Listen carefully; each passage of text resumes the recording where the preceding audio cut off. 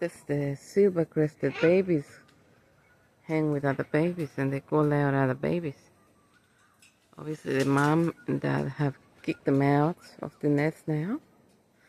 Silver crested cockatoos can have 3 nests. And I've actually visited Petunia in her nest and she tends to have 3. So eggs in 3 different nests. So per cockatoo, I guess they probably need 3 gum trees. And look at Rainy. Hi, Rainy. Where is yeah, we have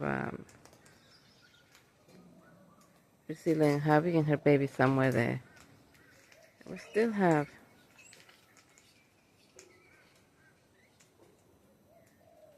you want to be on camera, do you?